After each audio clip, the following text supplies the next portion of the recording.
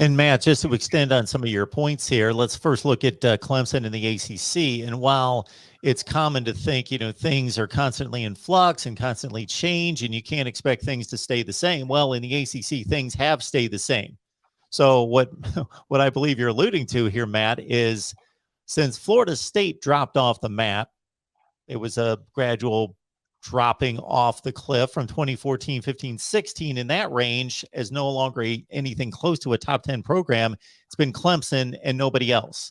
A bunch of 7-5 teams, a bunch of Louisville, Wake Forest programs that aren't even going to come anywhere close to a playoff. So Clemson's owned the conference. They've had the automatic bid into the playoff. But if Clemson is going to be what they are this past season, they did not win the ACC. They may still have been the best team in the ACC, but if they no longer are a top 3 or 4 program and are more like a top 12 or 15 program, they can win all the ACC championships they won at 10-3, and they're not going to make a 4-team playoff. So that takes the entire conference off the grid. And unless Miami catapults, and that remains to be seen. I know Miami fans are optimistic, but the ACC has been a glut of 7-5 teams forever, outside of what used to be Florida State and now Clemson. So if 2021 is the beginning of a trend, exactly. The ACC opens up a spot for everyone. Your point to the Big 12, of course, Oklahoma's owned the conference and therefore the playoff spot for that conference. I think the Big 12 did just about as well as it could in try to fortifying its conference once the Big 2 left, Oklahoma and Texas, and getting 4 really good football programs. But they're going to turn into another version of what has been the Pac-12 or the rest of the ACC, a nice competitive conference if you love college football and want to see a bunch of 8-4, 9-3 teams battle for a conference title. But none of them are going to be good enough to dominate everyone else as it stands right now to win the Big 12 consistently and be a presence in that playoff discussion. And the last point, your point about Notre Dame, is obviously the Pac-12 has ruined its reputation by losing these big non-conference games.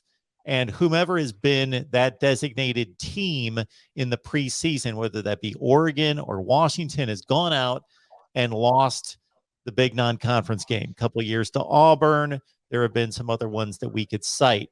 This past year, Oregon went out to Columbus, beat Ohio State. So that kept the Pac-12 in the conversation throughout the season, even though Oregon struggled from week to week until they lost that game against Utah.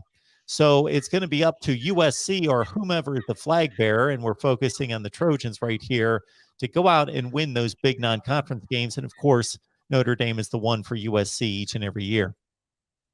And let me just mention on the piggybacking on what you just said about USC Notre Dame, the nuance with USC Notre Dame is it's not at the beginning of the season. It comes in the middle when it's in South Bend, and it comes at the end of the season when it's in Los Angeles, as it will be in 2022. So, like, if there is a 50-50 playoff debate between USC and Notre Dame versus the Big 12 champion, SEC number 2, Big 10 number 2, USC playing Notre Dame on Thanksgiving weekend, you win that game, that is added leverage for USC.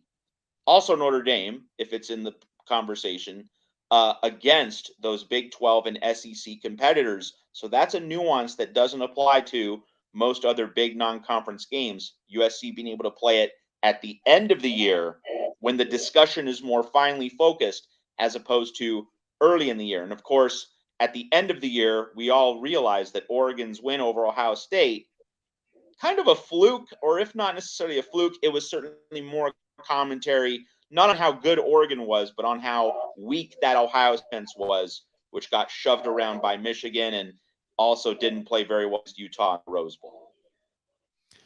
And of course, for USC, they are not certainly frightened of scheduling difficult. So it's just not Notre Dame, and then let's throw a bunch of Group of 5 and FCS teams in there. So they're usually looking for somebody else and looking at future USC schedules. Right now, not a whole lot there other than Ole Miss and Fresno State, but certainly, well, we've got a date against LSU coming up on 2024. So USC schedule's difficult. Yeah, out of the conference, LSU so game it's not in Las Notre Vegas. Dame game. Yes. but another one. Yeah.